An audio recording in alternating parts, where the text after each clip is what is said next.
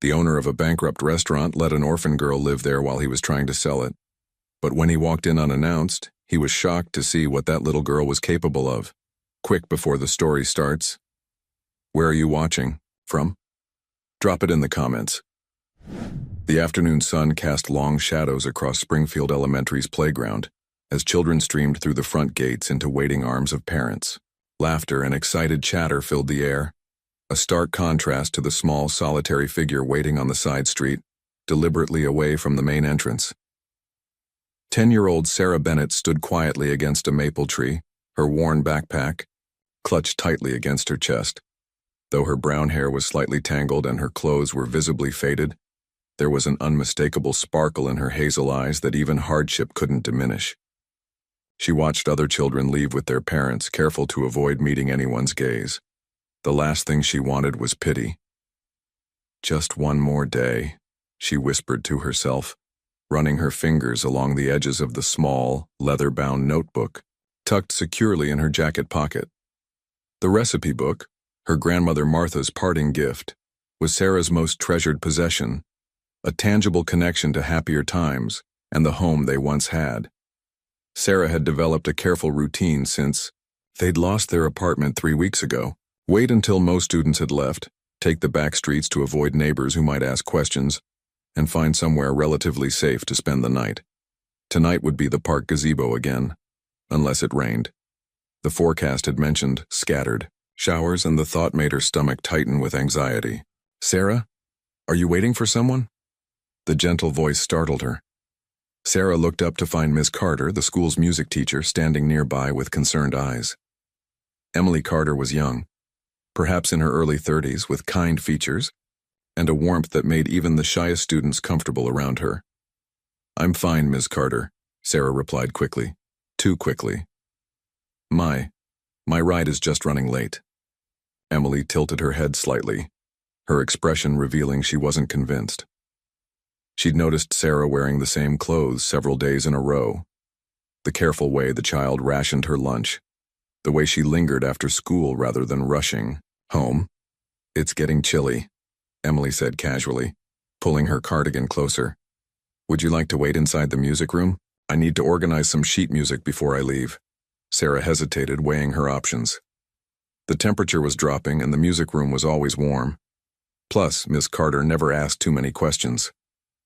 "I guess that would be okay," she finally agreed, following the teacher back into the building.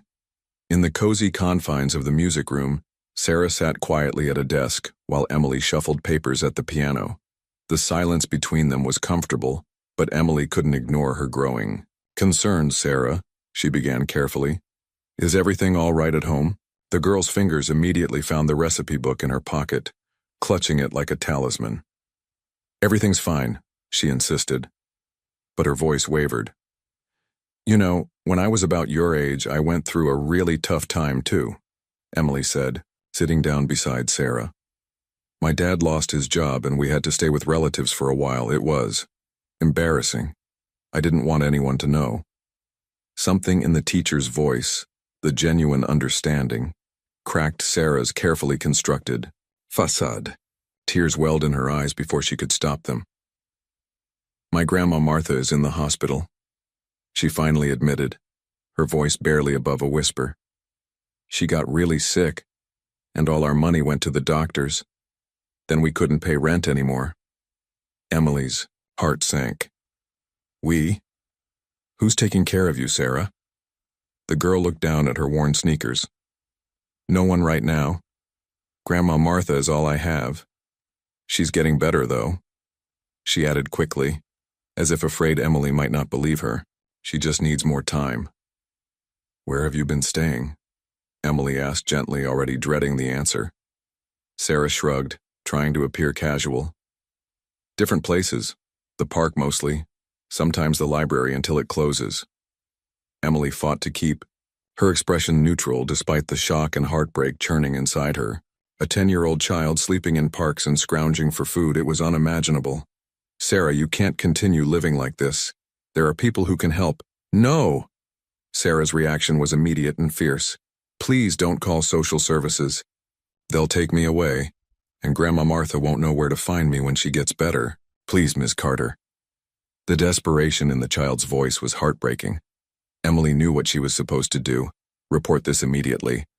But she also understood Sarah's fear of being lost in the system.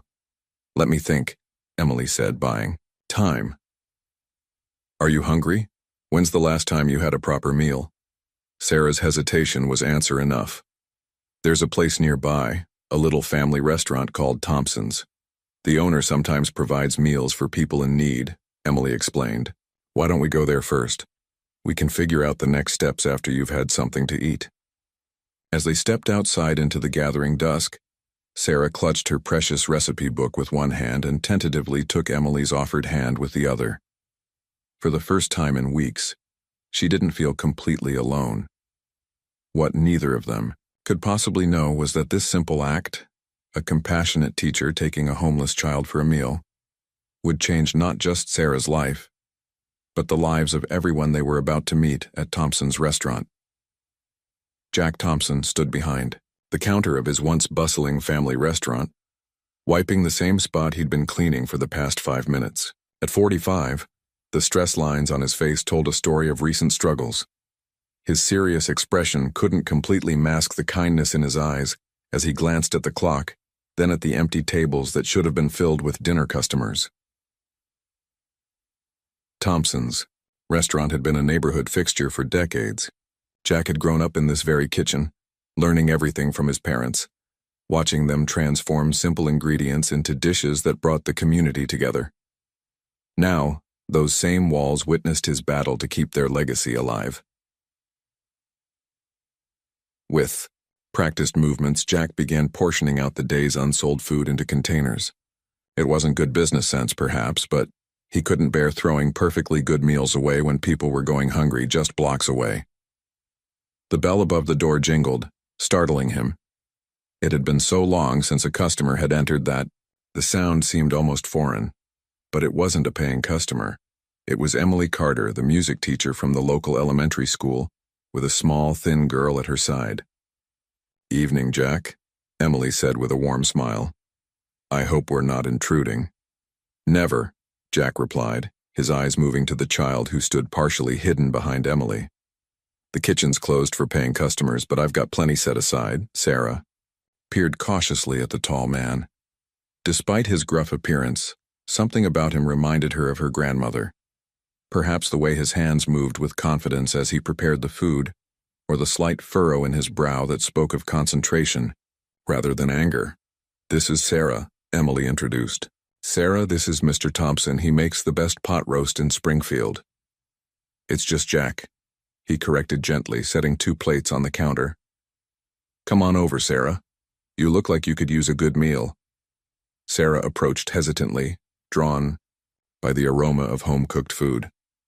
When Jack placed a plate before her, golden mashed potatoes, tender roast with gravy, and buttered green beans, her eyes widened. "This looks like how my Grandma Martha makes it," she whispered, pulling out her small notebook and carefully opening it to a blank page. Jack noticed the motion. "What have you got there?" "My recipe book," Sarah answered, suddenly shy. "Grandma, and I write down recipes we like." As Sarah took her first bite, a genuine smile transformed her tired face. She chewed thoughtfully, then asked, "Do you use thyme in the gravy? And maybe a little bit of mustard powder?" Jack's eyebrows rose in surprise. "You've got quite the palate, young lady. Most adults couldn't pick that out." While Sarah ate, Emily quietly explained their situation to Jack: the hospitalized grandmother, the lost apartment, the child with nowhere to go. All their savings went to medical bills, Emily concluded, keeping her voice low. Martha was apparently a chef at Bellini's, downtown years ago before it closed. Jack's expression shifted. "Martha? Not Martha Kent?" Emily nodded. "I believe that's her last name. Sarah's full name is Sarah Bennett. Martha's her maternal grandmother."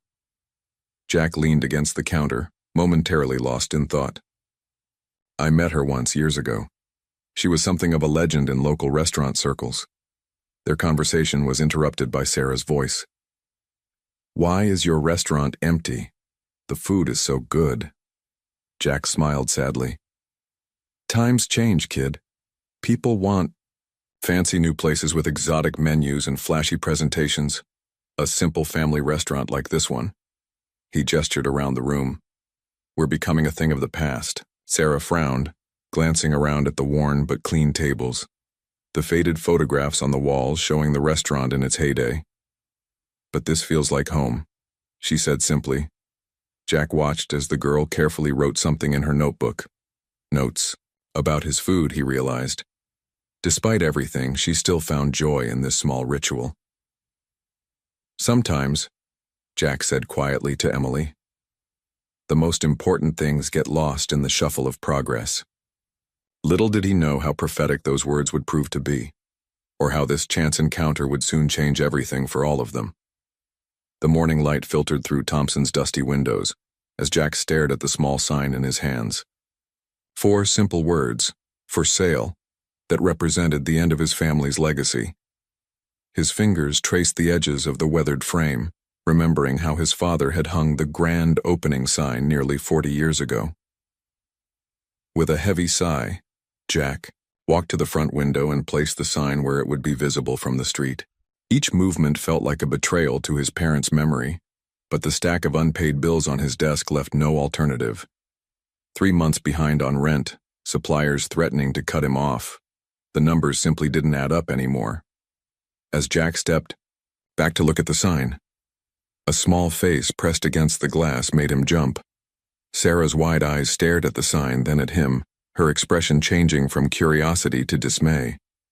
Before he could react, she pushed open the door, the bell jingling, accusingly. You're selling the restaurant? Her voice was small but steady. But where will you make food for people who need it? Jack ran a hand through his graying hair. Sometimes adults have to make tough decisions, kid. Not enough customers means not enough money to keep the lights on. Sarah clutched her recipe book, knuckles white against the worn leather.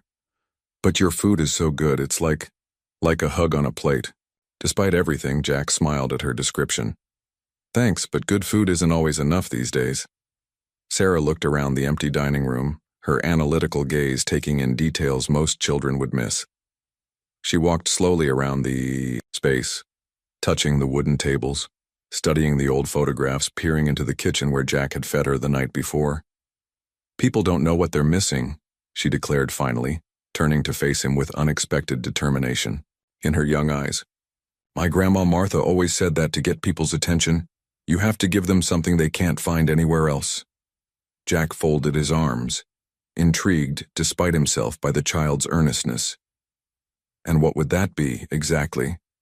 Sarah opened her recipe book, flipping through pages filled with handwritten notes in 2 distinct handwritings, one elegant and mature, the other childish, but careful.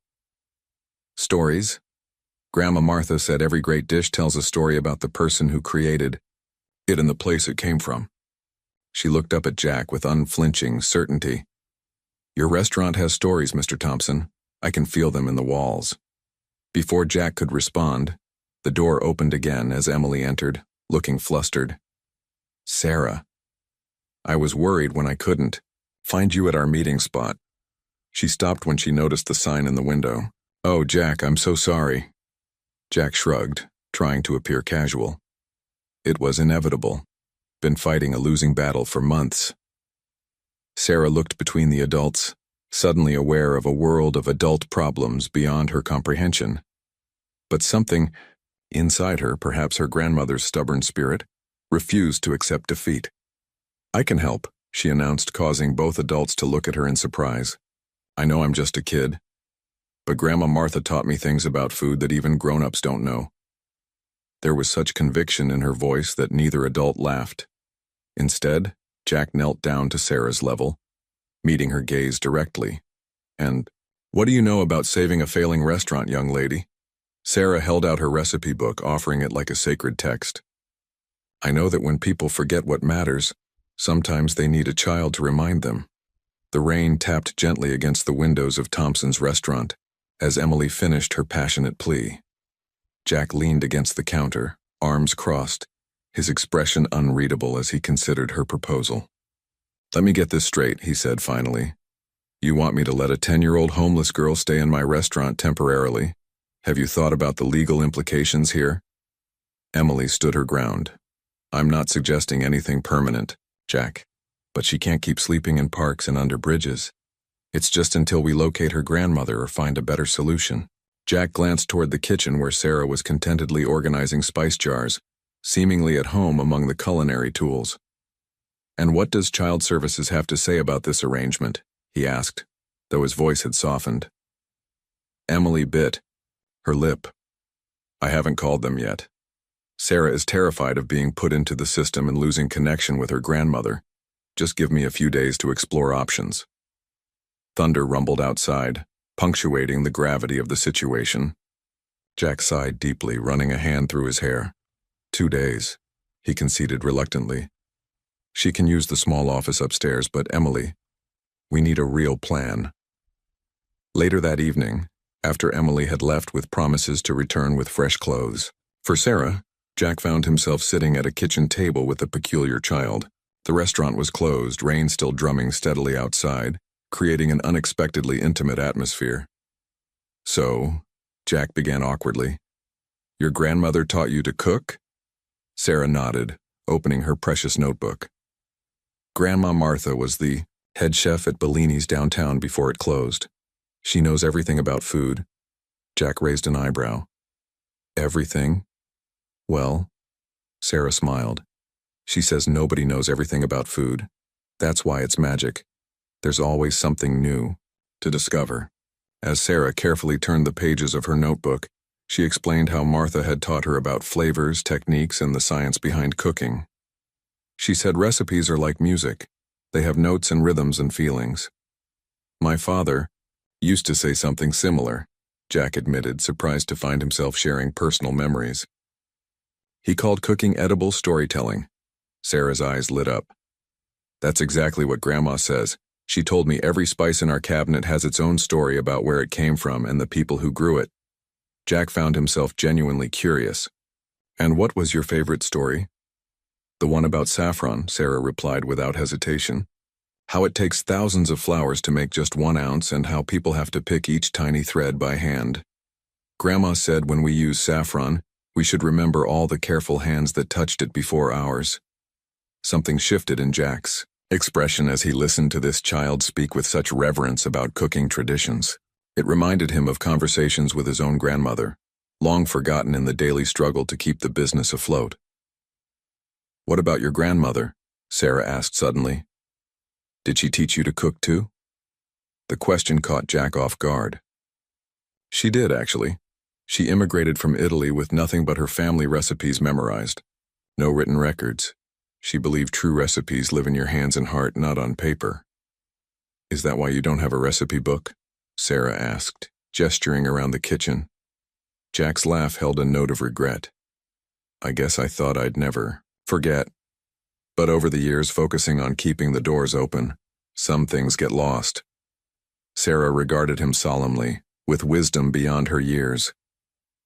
"Maybe that's why the customers stopped coming. They could taste that something was missing." Her words, innocent yet profound, struck Jack to his core. In the quiet of the rainy evening, surrounded by the familiar scents of his kitchen, he wondered if this strange, homeless child might understand something about his restaurant that he himself had forgotten. The sky above Springfield darkened, ominously as evening approached. What had begun as light rain quickly transformed into a ferocious storm, with lightning illuminating the city and harsh flashes and thunder rolling across the heavens with unforgiving force. Sarah huddled beneath a park pavilion, her small form shivering against the cold.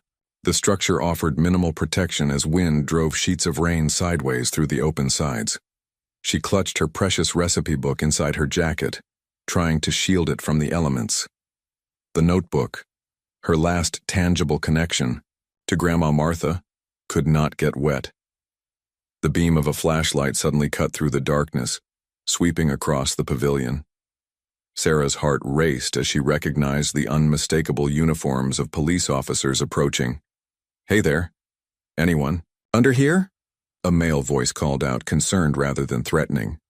Sarah pressed herself deeper into the shadows. She'd heard stories from other homeless people about children being taken to shelters, separated from their families, lost in a system too large to care about individual circumstances. If that happened, how would Grandma Martha ever find her? When she recovered? The flashlight beam inched closer to her hiding spot. "I think I see someone," a female officer said, her voice gentler. "It's okay, we're just checking to make sure everyone's safe during the storm." Making a split-second decision, Sarah bolted from her hiding place, darting past the surprised officers and into the rain-soaked night. She ignored their calls to stop, running with the desperate energy only fear can provide. Rain pelted her face, mixing with tears she couldn't control. Her shoes squelched in growing puddles, her clothes becoming heavier with each passing minute as they absorbed the downpour. The wind cut through her like ice, but still she ran, instinctively heading toward the only place that had felt safe in recent days. 20 minutes later, Sarah stood before Thompson's restaurant, drenched and trembling violently. "Streets closed." Sign hung in the window, but a light still burned in the kitchen. With numb fingers, she knocked on the glass door, barely able to summon enough strength to make an audible sound. Inside, Jack was going through invoices, tallying the mounting debt that would soon force him to close permanently. The faint tapping initially registered as just another sound from the storm until something made him look up. The sight of the small, soaked figure outside sent him rushing to the door. "Sarah!" he exclaimed, pulling her inside. "Good God, you're soaked to the bone." Sarah stood dripping on the tile floor, teeth chattering uncontrollably. "Police in the Park," she managed to say. He didn't want to go to a shoe shelter. Jack quickly grabbed a clean tablecloth, wrapping it around her shaking shoulders. He guided her to the kitchen, cranking up the heat and setting water to boil for hot chocolate. "I'm sorry," Sarah whispered, guilt evident in her eyes.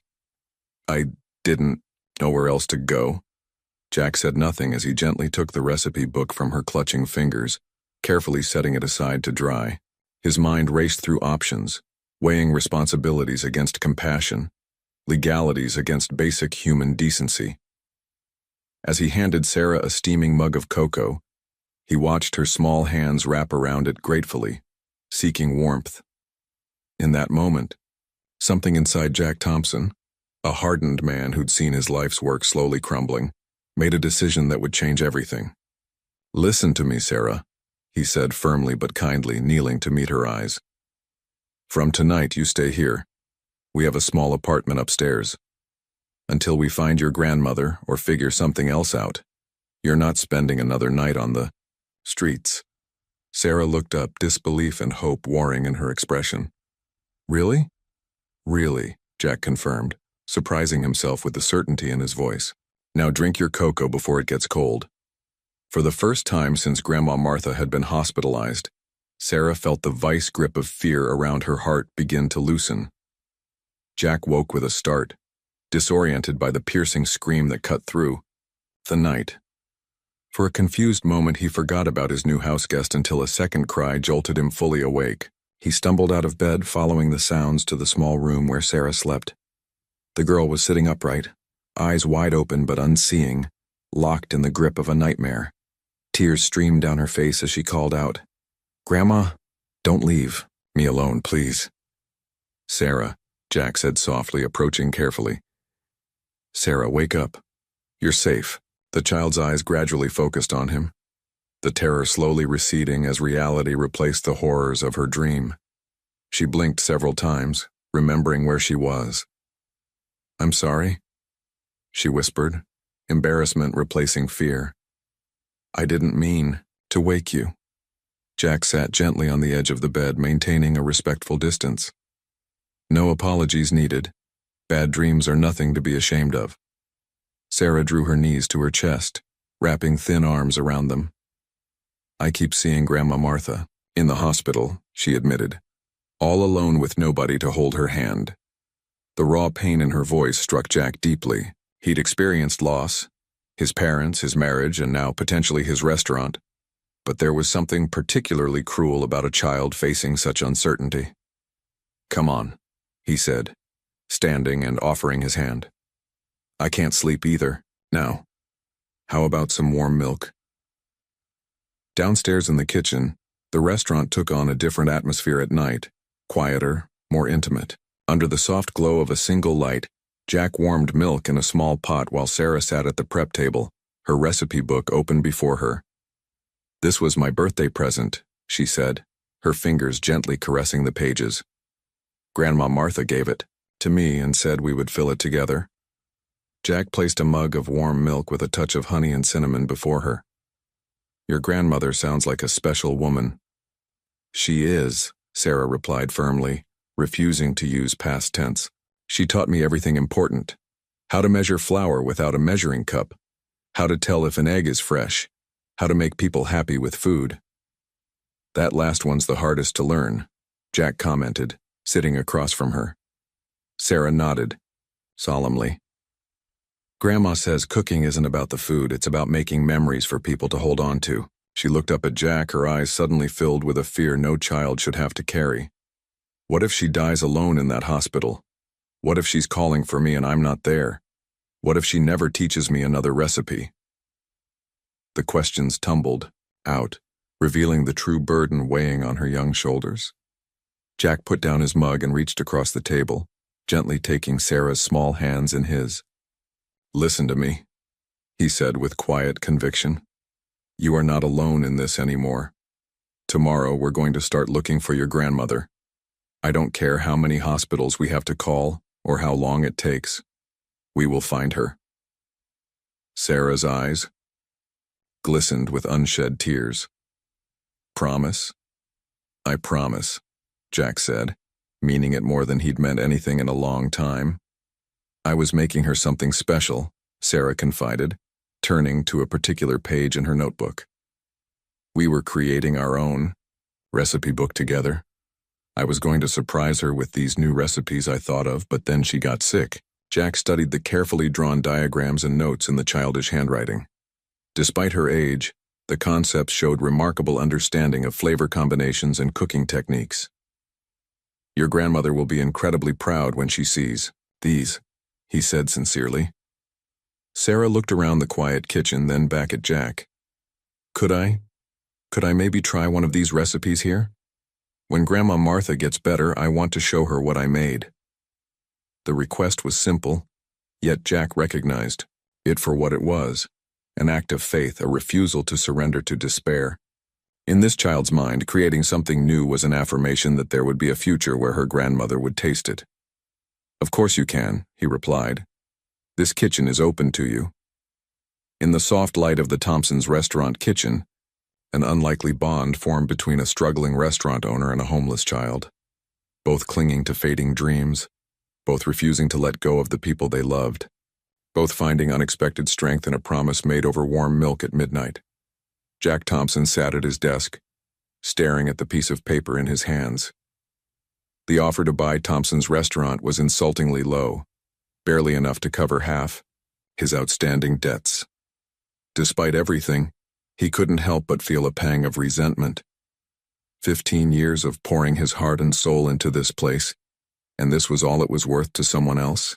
The sound of shuffling feet made him look up. Sarah stood in the doorway, her recipe book clutched to her chest as always. She'd been staying at the restaurant for nearly a week now, and Jack had to admit the place felt less empty with her around. "Is that the offer for the restaurant?"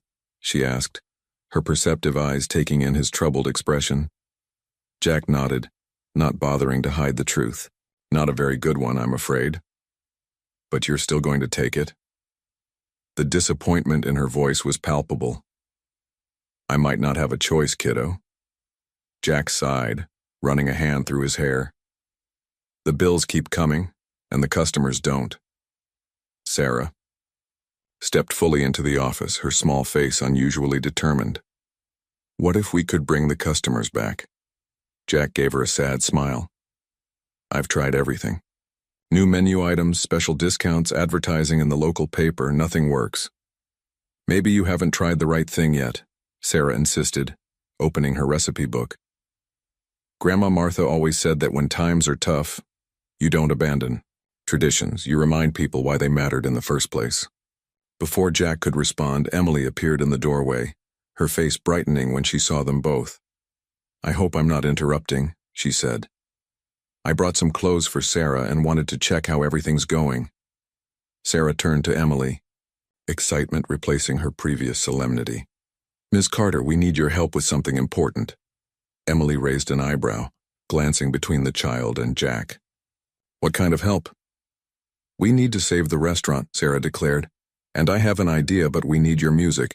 Jack started to protest, but Sarah continued with unstoppable enthusiasm. "What if we did a special dinner night? Not just regular food, but Grandma Martha's special recipes that I could help make. And Ms. Carter could play piano while people eat." "That's a lovely thought, Sarah, but," Jack began. "People might come for something different." Sarah pressed on. "Grandma always said good food brings people together, especially when there's a story behind it. We could tell them about the recipes and where they came from. And music makes everything feel more special." Emily's eyes lit up. "You know, she might be onto something, Jack. It's not just about the food, it's about creating an experience. Places that are thriving now offer more than meals, they offer memories." Jack looked skeptical. "And you think piano music and old recipes will save this place?" "Not just any recipes," Sarah said earnestly. "These are special. Like this one," she pointed to a page in her book. "Grandma's secret soup that she would only make for special occasions. She said it could warm the coldest heart on the darkest night." Something in the child's unwavering faith tugged at Jack. What did he have to lose? The offer on the table was a dead end anyway. "One night," he conceded finally. "We'll try one special dinner and see what happens." Sarah's face broke into a radiant smile that reminded Jack why people said children could light up rooms. "Thank you," she exclaimed. "You won't regret it. We're going to make people remember why they loved coming here." As Emily and Sarah eagerly began planning, Jack wondered if he was simply delaying the inevitable. Yet watching them, the compassionate teacher and the determined child, he felt something he hadn't experienced in years: hope. Jack stood at the kitchen entrance watching Sarah with growing amazement. For a 10-year-old, her confidence around cooking equipment was remarkable. She moved through the kitchen with the ease of someone who had spent years there, carefully measuring ingredients for what she called Grandma Martha's secret celebration soup. "The key is to toast the spices first," Sarah explained, her small hands expertly shaking a dry pan over low heat. "Grandma says it wakes up the flavors that might be sleeping." Despite his initial skepticism, Jack had agreed to give Sarah a week to prove her culinary talents. Now, 3 days into their preparation for the special dinner night, he was beginning to wonder if Martha Kent had somehow passed down culinary magic through her genes. Emily sat at the prep table, sketching out a simple poster design for their event. "What should we call this dinner?" she asked, tapping her pencil thoughtfully. "Memories on a plate," Sarah suggested immediately. "That's what Grandma Martha always called her best dishes." Jack nodded approvingly. "I like it. Simple but evocative." The three had fallen into an unexpected rhythm of collaboration. Emily had reached out to her network of teachers and parents, promising them a unique dining experience. Jack had contacted a few loyal customers who still occasionally visited. Sarah had been entrusted with designing a small but special menu based on her grandmother's recipes. "We should have a game," Sarah suggested suddenly, stirring her soup base. "Grandma used to play this game where people had to guess the secret ingredient in each dish. If they guessed right, they got an extra dessert." "That's brilliant," Emily exclaimed. "It makes the meal interactive." Jack frowned slightly. "But will people want to play games at dinner?" "Adults forget how to play sometimes," Sarah replied with the simple wisdom of a child. "But they still like to, when someone reminds them." Later, that afternoon, as Emily was leaving, Jack noticed something peculiar. She paused at the door, looking back at Sarah, who was carefully writing recipes on special cards for their guests. The expression on Emily's face was one of such tender concern that Jack felt something stir within him, a feeling long dormant. When Emily caught him watching her, a faint blush colored her cheeks. She's quite something, isn't she? She said, softly. Yes, Jack agreed, suddenly aware that he might not be talking only about Sarah. She certainly is. After Emily left, Jack and Sarah continued working side by side, transforming the tired restaurant interior with small touches. Fresh, flowers for each table, handwritten menu cards, candles in mason jars. The simple decorations cost almost nothing but breathed new life into the space. Do you think people will come? Sarah asked that evening, her earlier confidence momentarily faltering. Jack looked around at their work, then at the child who had somehow brought purpose back to his failing restaurant. I think, he said carefully, that we've created something worth experiencing. And yes, I believe people will come. Sarah nodded, satisfied with his answer. Grandma Martha always said that when you cook with love, the right people find their way to your table. As Jack turned off the kitchen lights that night, he realized something had shifted in him. Whether this dinner succeeded or failed financially, Sarah had already accomplished something remarkable. She had reminded him why he became a chef in the first place. Not to make money, but to create moments of joy through food. The special dinner was only 3 days away, and against all odds, Jack Thompson found himself looking forward to it with genuine excitement. The restaurant buzzed with activity as final preparations for their special dinner night took shape. 3 days of intense work had transformed Thompson's. Though the changes were modest, fresh flowers on each table, hand-lettered menus, and strings of warm lights creating a cozy ambiance, the space felt renewed with purpose. Jack stood in the doorway between the dining room and kitchen, watching as Emily carefully tuned the old upright piano in the corner. Her fingers moved expertly across the keys, making minor adjustments with a tuning wrench. He found himself captivated by the gentle concentration on her face, the way she tucked a strand of hair behind her ear, the slight smile that appeared. When a note rang true, Emily glanced up, catching his gaze. For a moment they simply looked at each other across the room, something unspoken passing between them. Then Sarah's voice broke the spell. Mr. Thompson, could you taste this sauce? I think it needs something, but I can't figure out what. Jack turned toward the kitchen, trying to ignore the unfamiliar warmth in his chest. Coming, chef? He called back, the playful title having become their small joke over the past few days. In the kitchen, Sarah stood on a step stool, carefully stirring a copper pot. Her forehead creased in concentration. She looked every bit the serious culinarian despite her small stature and the apron tied twice around her waist. Jack accepted the offered spoon, tasting the rich brown sauce with the critical palate of a professional. Acid, he concluded. It needs brightness. Try a touch of sherry vinegar. Sarah's eyes lit up.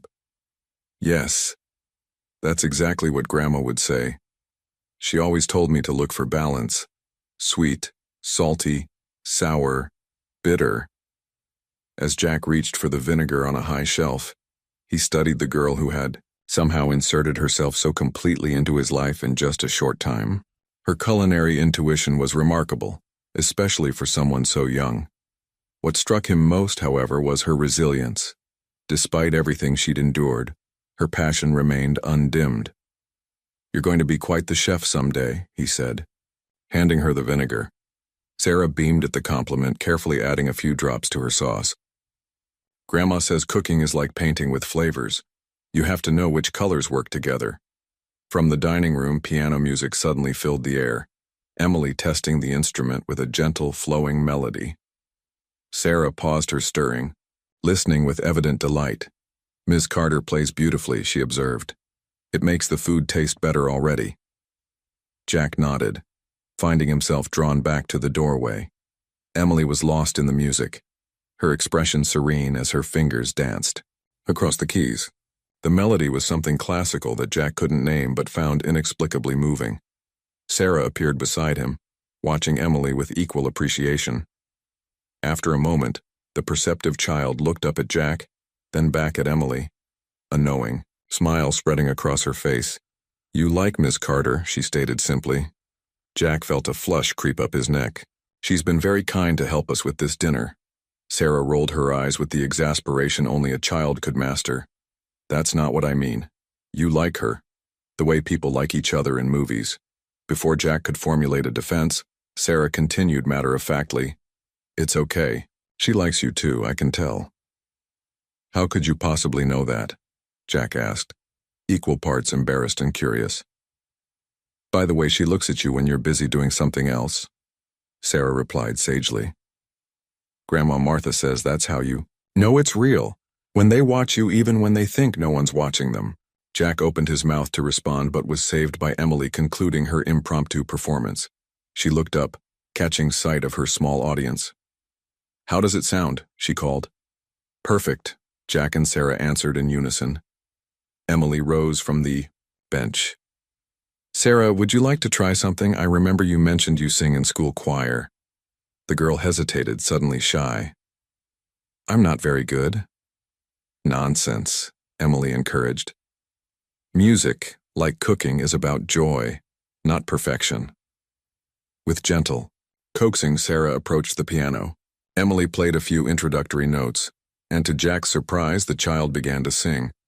A simple folk melody about home and hearth that Martha had apparently taught her. As the pure, clear voice filled the restaurant, Jack felt something crack within him.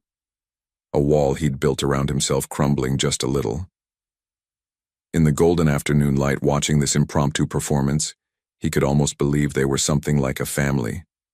The thought both terrified and comforted him, in equal measure. The evening of their special dinner arrived with a nervous energy hanging in the air.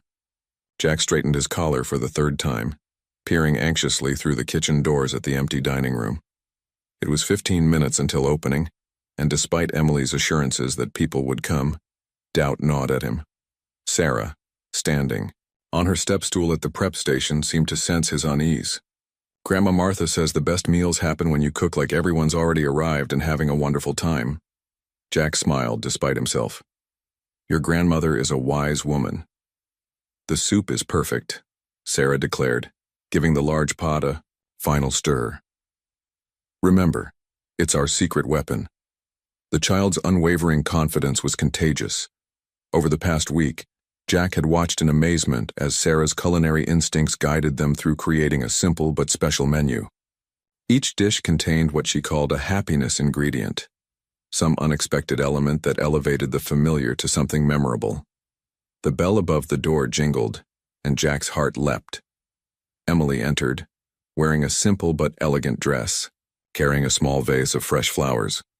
These are for the piano, she explained, placing them atop the instrument. Every performance needs flowers. Before Jack could respond, the door opened again. An elderly couple, Mr. and Mrs. Davidson, longtime supporters of the restaurant, entered hesitantly.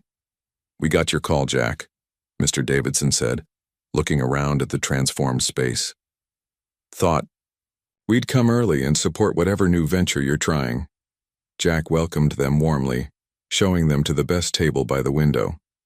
As they settled in, Sarah emerged from the kitchen, carrying 2 small cups. Welcome to our special night, she said with surprising poise. This is a greeting taste of Grandma Martha's celebration soup. There's a secret ingredient, and if you guess it, you get an extra dessert. The Davidsons exchanged amused glances before accepting the offering. Mrs. Davidson took a tentative sip, then her eyes widened in surprise. This is remarkable, she said, taking another spoonful. There's something familiar but unexpected, is it? Orange blossom?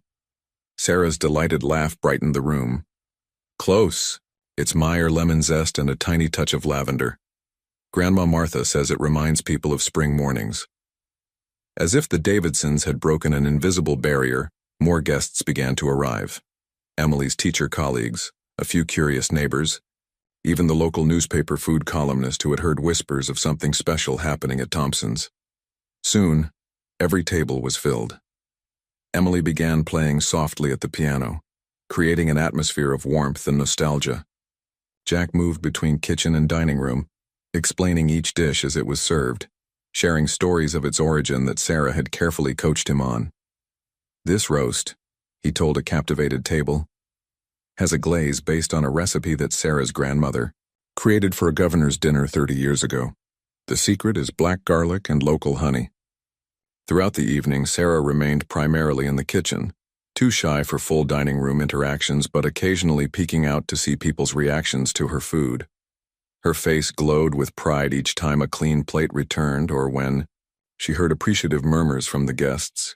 By dessert, a deceptively simple apple tart with rosemary-infused caramel, a transformation had occurred. The restaurant hummed with conversation and laughter.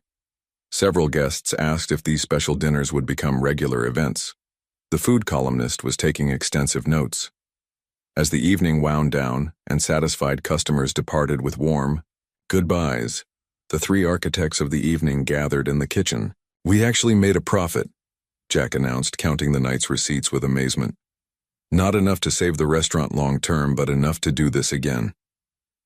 "People want to come back," Emily added. "Several of my colleagues already asked about next week." Sarah, exhausted but radiant, sat on her stepstool, clutching her recipe book. "Grandma Martha would be so proud," she whispered. "We made people happy with food tonight." Jack looked at the child who had somehow brought his dying restaurant back to life, if only for one evening. Then he glanced at Emily, whose gentle support had made it all possible. For the first time in years, Jack Thompson allowed himself to believe that perhaps, just perhaps, some things lost could be found again. Word about the special dinner at Thompson's spread quickly through Springfield. What had begun as a desperate attempt to salvage something from a failing business had unexpectedly captured the town's imagination. The morning after their first successful event, Jack arrived at the restaurant to find 3 voicemail messages from people asking about reservations for the next dinner. "People are talking about us," he told Sarah and Emily over breakfast. "The question is, how do we keep this momentum going? One good night isn't enough to save the restaurant." Sarah closed her recipe book thoughtfully. "We need something even more special next time, something that makes people curious." Emily nodded in agreement. "In music, we call it theme and variations. You establish something familiar, then surprise the audience with unexpected twists." Sarah's eyes lit up. "That's it. What if we don't tell people exactly what they're getting? Grandma Martha used to do this thing called Chef's Trust, where people wouldn't order specific dishes. They'd just tell her what they liked and didn't like, and she'd surprise them." Jack frowned, calculations running through his head. "That's risky. We'd need different ingredients, more preparation time. The food costs could be much higher if we're not careful. But the experience would be unique," Emily countered. "No other restaurant in Springfield offers anything like that." Jack watched as Sarah hurriedly flipped through her recipe book, her excitement palpable. "Look," she said, pointing to various pages. "We can create variations on simple ingredients, like this potato dish. 3 different ways to prepare the same potato, each one with a different story about places Grandma traveled." Despite his reservations, Jack found himself drawn to Sarah's enthusiasm. "Show me what you're thinking." Over the next hour, Sarah outlined her vision. A menu of mysteries where diners would receive a series of small courses, each with a story attached and a secret ingredient to guess. The ingredients themselves would be relatively inexpensive, but the preparations would transform them into something special. "The beauty is that we can use what's seasonal and affordable," Sarah explained with wisdom beyond her years. "Grandma always said the best chefs work with what's available, not what's expensive." Emily, watching from the sideline, added her own suggestion. "I could adjust the music to complement each course, different melodies that hint at the origin of each dish." By lunchtime, Jack had surrendered to their combined creativity. "All right, we'll try it, but we'll need to be smart about our inventory and preparation. No exotic ingredients we can't source locally." They spent the afternoon creating a framework for what Sarah proudly dubbed Martha's Mystery Menu. Jack was continually astonished by the child's culinary knowledge. She understood flavor profiles that some professional chefs took years to master. When he mentioned this, Sarah simply shrugged. "Grandma made it into a game. We'd go to the farmer's market, and she'd have me close my eyes and taste things. Then guess what would pair well with them? She said my taste buds were special." As they worked, Jack noticed something remarkable happening. The weight of potential bankruptcy that had been crushing him for months felt lighter, Whether or not this new approach saved the restaurant, the joy of creative cooking had returned, something he hadn't realized was missing until Sarah brought it back. That evening, after Emily left, Jack watched Sarah carefully organizing the spice shelf according to her grandmother's system. Sweet to savory, bright to deep, she explained, standing on her tiptoes to reach the higher shelves. You know, Jack said casually, your grandmother would be very proud of what you're doing. Here, Sarah paused, her small face growing serious. Do you think we'll find her soon? I want her to see what we've created. We're making progress, Jack assured her. Emily's contact at the hospital administration office is checking the database of all hospitals in a 50-mile radius. It's just a matter of time. Sarah nodded, accepting his answer with the peculiar mix of childlike hope and adult pragmatism that characterized her. Then we better make this place amazing before she gets here. The next few days passed in a whirlwind of preparation. Jack contacted local farmers for seasonal produce. Emily designed simple but elegant invitations for their next dinner. Sarah tested combinations of flavors, making meticulous notes in her recipe book. Word continued to spread. The local newspaper ran a small feature about the Renaissance at Thompson's, highlighting the mysterious new direction and the unusual collaboration between the veteran restaurateur and his young culinary consultant. The reporter had thoughtfully kept Sarah's full situation private, describing her only as a gifted young chef in training. By Friday morning, they had a waiting list for Saturday's dinner. The excitement was tempered only by the knowledge that, even with 2 successful nights, the restaurant's long-term future remained uncertain. The monthly rent was due in 2 weeks, and suppliers were still calling about overdue bills. One step at a time, Jack reminded himself as he reviewed their preparations. This unexpected chapter in his restaurant's story, and in his life, had taught him that sometimes the most extraordinary opportunities arrived in the most ordinary packages. And watching Sarah conduct her final taste tests in the kitchen, her face alight with creative purpose, Jack realized something else. Regardless of what happened to Thompson's restaurant, his life had been immeasurably enriched by a homeless 10-year-old with a tattered recipe book and an indomitable spirit. The Saturday evening service was in full swing, Thompson's restaurant buzzing with energy unlike anything it had seen in years. Every table was filled with guests eagerly anticipating each mysterious course of Martha's mystery menu. Emily's gentle piano melodies floated through the dining room, perfectly complementing the intimate atmosphere they had created. Jack moved between tables with renewed confidence, describing each dish with the passion that had once defined his approach to cooking.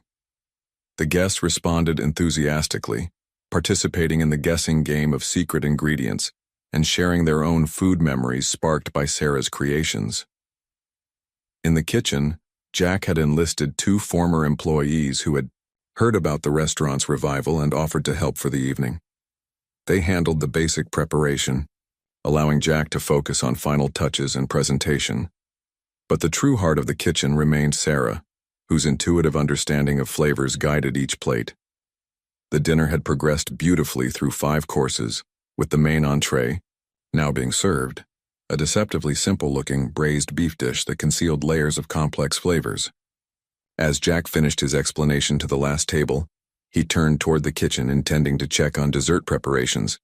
What he saw stopped him in his tracks. Through the kitchen door's window, Jack observed a scene that defied everything he thought he understood about his young houseguest. Sarah stood on her step stool, not simply helping but commanding the kitchen with authority and precision that would impress veteran chefs. 15 seconds more on that reduction, then pull it off the heat, she directed one of the helpers. Watch for the bubbles to change size. That's how you know it's ready. To another assistant, she demonstrated a plating technique, her small hands moving with confident efficiency. 3 dots of the sauce, then drag through with the back of a spoon. Just like this. Grandma Martha says it creates a path for the eye to follow across the plate. Her posture, her terminology, her understanding of timing and temperature. These weren't things a child her age should know, even one raised by a professional chef. This was muscle memory, developed through countless hours of practice. Jack pushed. Through the door, his presence immediately noticed by Sarah, who looked up with a bright smile. "Mr. Thompson, is everyone enjoying the beef? I was worried the star anise might be too strong, but Grandma always said it's what makes people take a second bite and wonder why." "Sarah," Jack said carefully, "where did you learn to expedite a soy kitchen like that?"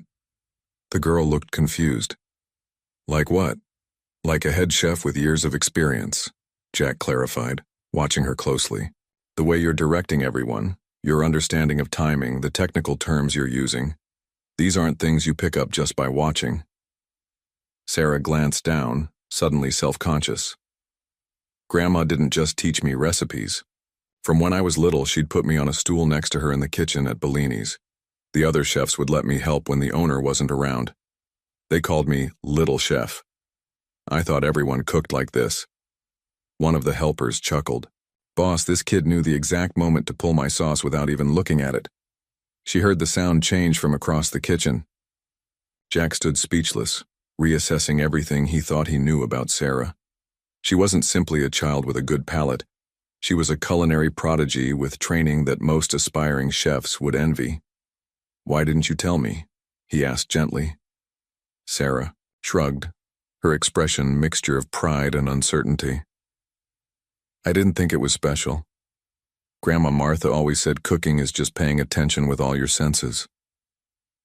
After a pause, she added with childlike honesty, "And maybe I was afraid. You wouldn't let me help if you knew I was just a kid." Jack looked at the girl who had transformed his failing restaurant, who had brought joy back to his kitchen, who had somehow managed to survive on the streets while carrying within her an extraordinary gift. "Sarah," he said, kneeling to meet her eyes, "what you can do isn't just special, it's remarkable. And age has nothing to do with talent. Your grandmother didn't just teach you recipes, she trained you to be a chef." The recognition in Jack's voice brought a smile to Sarah's face that illuminated the entire kitchen.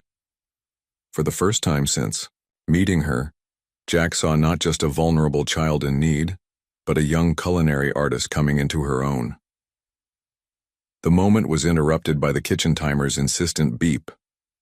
Without missing a beat, Sarah returned to her role. "That's the dessert soufflés. They wait for no one, not even revelations." The Tuesday after their second successful dinner service, Jack was calculating their growing yet still insufficient profits when the bell above the door announced a visitor. Looking up, he immediately recognized Martin Geller, the real estate developer who had previously made the insultingly low offer for Thompson's. This time, however, Geller wasn't alone. A well-dressed woman accompanied him, her discerning eyes surveying the restaurant's modest improvements. "Jack, good to see you," Geller boomed with newfound enthusiasm. "This is Diane Winters, my business partner. We heard some interesting things about your revival." Jack rose slowly, his guard immediately up. "Martin, Ms. Winters, what can I do for you?" Geller's smile broadened as he pulled out a chair without waiting for an invitation. "We were at the Baldwins' dinner party last night, and they couldn't stop raving about some mystery menu they experienced here. Apparently, you've been holding out on us, Jack. A hidden culinary gem right under our noses." "We've made a few changes," Jack replied cautiously. Diane Winters opened her leather portfolio. "Mr. Thompson, we're prepared to revise our offer significantly. We believe your concept has tremendous potential in the right hands, with proper marketing and expansion." She slid a document across the table. Jack glanced down, his eyes widening at the figure. Nearly triple the previous offer. It would more than cover his debts, with enough left over for a comfortable new start. "We're not just interested in the property anymore," Geller continued. "We want the concept, the recipes, the whole package. Martha's mystery menu has franchise potential written all over it." Jack stared at the offer, conflicting emotions surging through him. Just 2 weeks ago, he would have accepted without hesitation. Now, the kitchen door swung open and Sarah bounded out, her face alight with excitement. "Mr. Thompson, I just figured out how to make that coffee foam without using the machine. Grandma Martha always said simplicity beats technology," and she stopped abruptly, noticing the visitors. "Well, hello there," Geller said, his businessman's instincts immediately recognizing an opportunity. "You must be the famous little chef everyone's talking about." Sarah looked questioningly at Jack, who introduced her with careful neutrality. "This is Sarah. She's been helping in the kitchen." "Helping?" Diane's perfectly shaped eyebrow arched. "From what we've heard, she's the secret ingredient to your success." Before Jack could respond, his phone rang. Glancing at the screen, he recognized Emily's number and excused himself to answer. Sarah remained in the dining room, uncomfortably shifting under the appraising gazes of the visitors. "Emily? What's up?" Jack asked, stepping into the hallway. Her voice came through breathless with excitement. "Jack, we found her. My contact. At the hospital administration located Martha Kent. She's at Memorial General about 40 miles from here. She's been asking for Sarah." Jack's heart leapt. "How is she? Can we see her?" "She's stable, still recovering, but much improved. They said visitors would be welcome, especially Sarah." Jack ended the call and hurried back to the dining room, momentarily forgetting about the potential buyers. His eyes found Sarah immediately. "That was Emily," he said, his voice gentle with emotion. "She found your grandmother." Sarah's reaction was everything, her small body freezing in disbelief, then trembling as the news registered. "Grandma Martha, you found her? Is she okay?" "She's getting better," Jack assured her, kneeling to her level. "And she's been asking for you." Tears welled in Sarah's eyes as she launched herself into Jack's arms with a sob of relief. After everything, the homelessness, the uncertainty, the fear, this moment of pure joy overshadowed all else. Only then did Jack remember their visitors. He turned to find both Geller and Diane watching the scene with visible discomfort, their polished business personas temporarily displaced by the raw emotion before them. "I'm sorry," Jack said, rising with Sarah still clinging to him. "This is rather important news. Perhaps we could reschedule." Geller cleared his throat. Of course. The offer stands. Take some time to consider it." He placed his business card on the table. "Call us when you're ready to discuss terms." As they departed, Jack barely registered their goodbye. His focus remained entirely on Sarah, whose tears had transformed into a radiant smile. "When can we go see her?" she asked, wiping her eyes. "Can we go right now?" "As soon as Emily gets here," Jack promised. "She's already on her way." In the whirlwind of preparation that followed, Emily arriving, Sarah gathering her precious recipe book to show her grandmother, Jack closing the restaurant for the day, the substantial offer lying on the table was temporarily forgotten. It was only as they drove toward Memorial General, with Sarah chattering excitedly in the back seat about all she wanted to tell her grandmother, that Jack caught Emily's questioning glance. "What?" he asked quietly. Emily nodded toward her purse, where she had tucked the buyer's offer for safekeeping. "That's a lot of money, Jack." "It is," he agreed, his eyes meeting hers briefly before returning to the road. The unspoken question hung between them. After finding Sarah's grandmother, what would happen to their unexpected little family? And what would become of Thompson's restaurant, the failing business that had somehow found new life through a child's belief in the power of food to bring people together? The halls of Memorial General Hospital seemed endless as Jack, Emily, and Sarah made their way to the rehabilitation wing. Sarah clutched her recipe book with white knuckles, a mixture of excitement and anxiety evident in her quick, small steps. Jack had never seen her so quiet, the normally chatty child lost in her own thoughts as they approached the moment she had dreamed of for weeks. "Room 412, Emily announced softly, checking the information at the nurse's station. "Just down this hall." Sarah hesitated, suddenly uncertain. What if she looks different? What if she doesn't recognize me? Jack knelt beside her, gently placing his hands on her shoulders. "She's your grandmother, Sarah. No illness can change that bond." With a reassuring nod from Emily, Sarah took a deep breath and led the way to room 412. The door was partially open, and through the gap they could see an elderly woman sitting in a chair by the window. Though clearly diminished by her illness, thinner and more fragile than the vibrant chef Sarah had described, Martha Kent maintained an unmistakable dignity in her posture. Sarah froze in the doorway, overcome by emotion at the sight of her grandmother after so many weeks of separation. It was Jack's gentle hand on her back that finally propelled her forward. "Grandma," she whispered. Martha turned, her tired eyes instantly illuminating with recognition and joy. "Sarah, my darling girl." The child flew across the room and into her grandmother's waiting arms. They clung to each other, both weeping without restraint or embarrassment. Jack and Emily stood in the doorway, reluctant to intrude on such a profound reunion. "I've been so worried," Martha said, stroking Sarah's hair. "When they moved me here for specialized treatment, I had no way to tell you. Are you all right? Where have you been staying?" Sarah pulled back just enough to meet her grandmother's eyes. "I've been at a restaurant, Grandma. A real restaurant with a big kitchen where I've been cooking your recipes." Martha looked past Sarah to the two adults in the doorway, questions in her gaze. Emily stepped forward, introducing herself and explaining how she had found Sarah and connected her with Jack. "You've been taking care of my granddaughter?"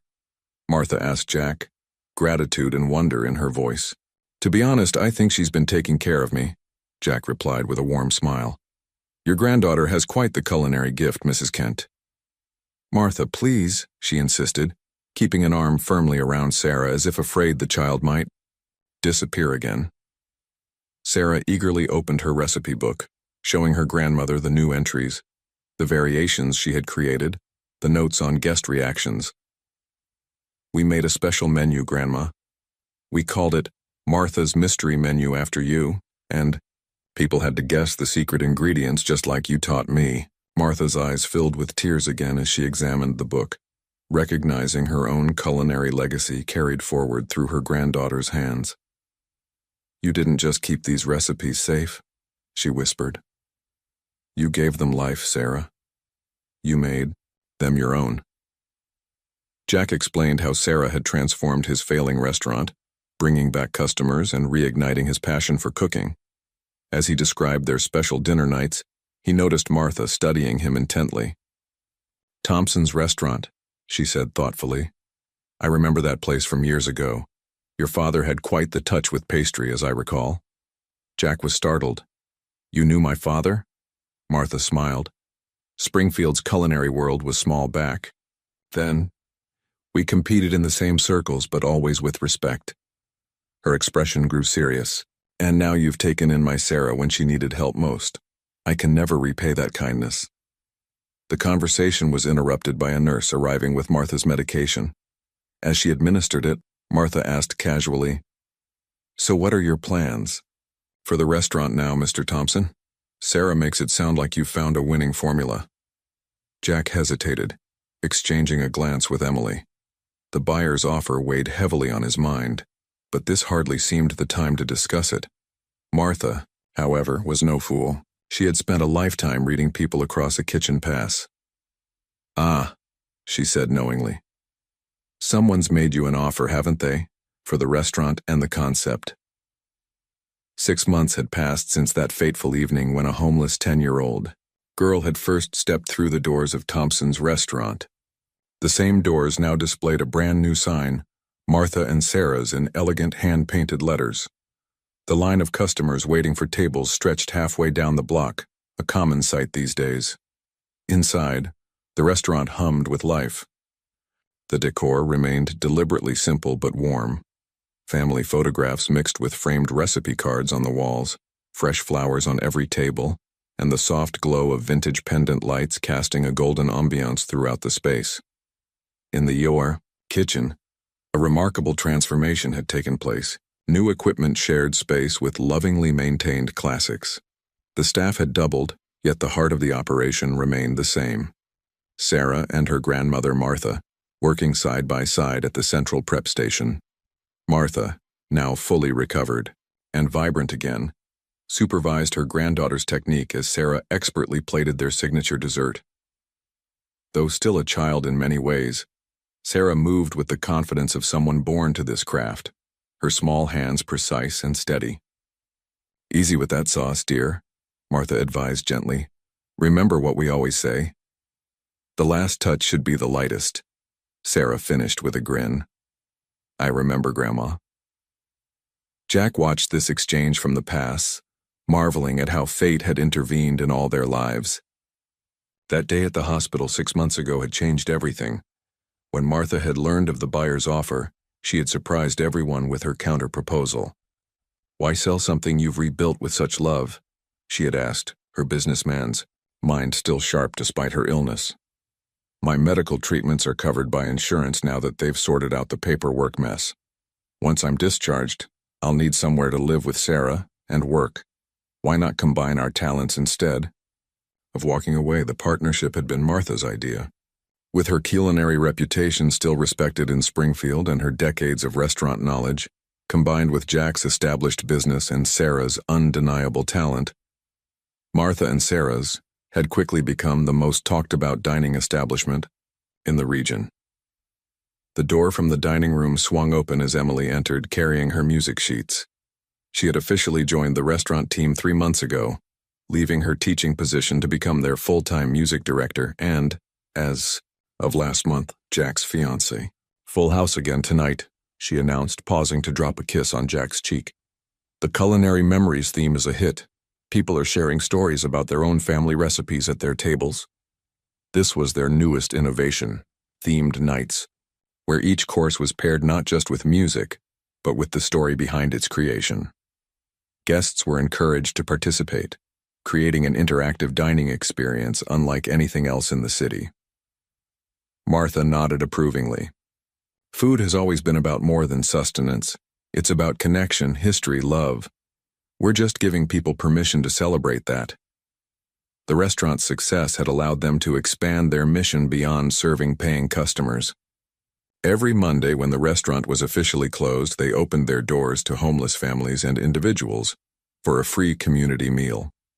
Jack's way of honoring how their journey together had begun.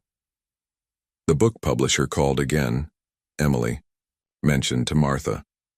"They're very excited about your manuscript." Martha smiled, glancing at the thick binder near her station where she and Sarah had been documenting their culinary journey. From sidewalk to soufflé, a grandmother and granddaughter's culinary journey was already generating buzz in the publishing world, with a portion of proceeds designated for homeless family services. Sarah finished her plating and stepped back to admire her work. "Perfect," Jack declared, giving her a thumbs up before delivering the desserts to their waiting guests. Later that evening, as the final customers departed with satisfied smiles, the four of them gathered around a table in the empty dining room. Jack uncorked a bottle of sparkling cider, champagne for the adults, cider for Sarah, and raised his glass. "To second chances," he toasted, "and to the little girl who reminded me why I became a chef in the first place." "To family," Emily added, her eyes shining with love as she looked around the table, "found in the most unexpected places." "To traditions," Martha contributed, "old ones honored, new ones created." Sarah, her young face solemn with the importance of the moment, raised her glass last. "To food that tells our stories and brings us together. Grandma Martha always said a good meal can change a life." She smiled at Jack. I guess she was right. As they clinked glasses in the warm glow of the restaurant that had become their shared home, each reflected silently on the remarkable journey that had brought them together. The child who had once waited alone on a sidewalk, the restaurant owner who had nearly lost everything, the teacher who had followed her heart, and the grandmother whose culinary wisdom had sparked it all, each had found not just security, but purpose and joy. Outside the windows of Martha and Sarah's, Springfield continued its evening rhythm, unaware that one of its greatest success stories had begun with a simple act of kindness toward a homeless child with a tattered recipe book and an extraordinary gift, the end.